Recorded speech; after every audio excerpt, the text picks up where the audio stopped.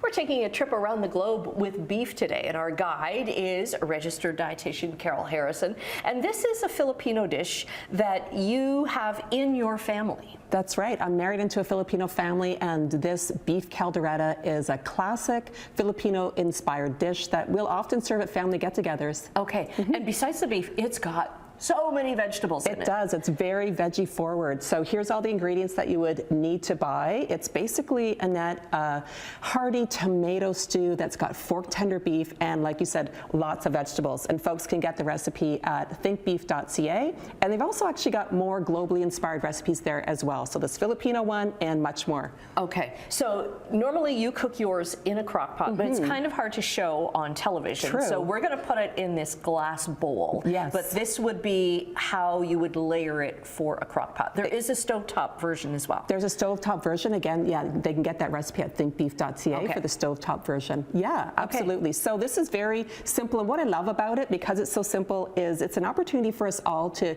enjoy those global flavors, but right from our own kitchen. So yeah, we'll show how to make this super simple. We start with browning the meat, and when you make a stew, Annette, do you brown your beef ahead of time? Sometimes? No, I don't, you don't actually. Oh, okay. So I'm going to recommend that you try it and do it in batches so that you brown the meat, you don't steam it. It builds color and it builds that beautiful beefy flavor. Okay, so I'm pretty happy. Probably adds to the I'm flavor. pretty happy with the color of these. We can add these in here, and we can toss that beef that's already been browned from that bowl there as well. And what cut of beef is this? Okay, so this is a cross rib pot roast. You can also use beef brisket, and there's 2 pounds here. It's a budget-friendly cut that is perfect for the slow cooker. Because slow cookers are great for taking like a piece of meat that's not really, really tender and making it just like tender, super delicious. Yeah. And as it slow cooks in that low heat, you get that beautiful beefy flavor. Okay, I mentioned that there's a tomato-based sauce, so we've already cooked down the sauce here. You can guide me here and help me. I'm going to pour the sauce in here. Woohoo! So in here, pour away.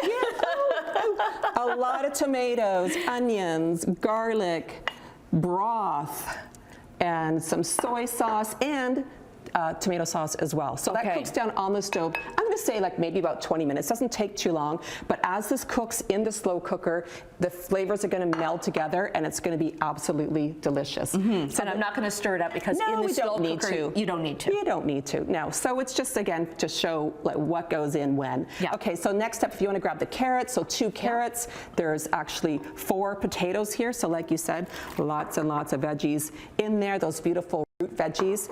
And Annette, at this point, we would have the lid on it. Oh, one more ingredient I almost forgot. A very important ingredient.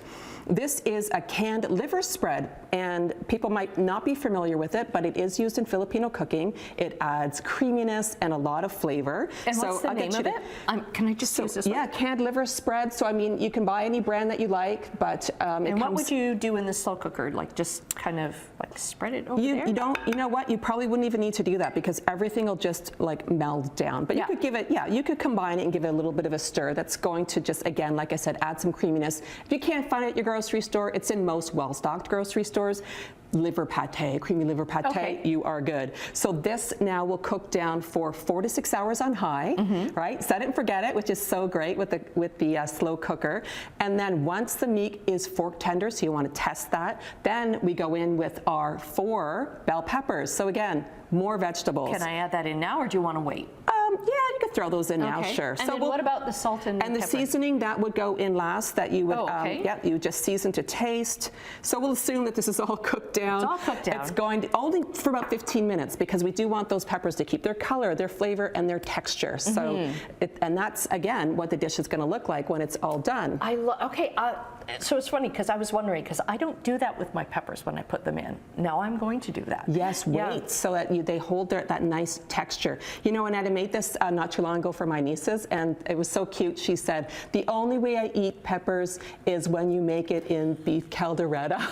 So it's a great way for them to get their veggies. And it's served over rice? Always served with steamed rice. Okay. Yeah, that's non-negotiable. You got to have the steamed rice with it. And probably better the next day. And always better the next day. Okay, great. So this recipe again is on thinkbeef.ca. Okay, we'll get that link up on our website at chch.com/morninglive. Bon appetit.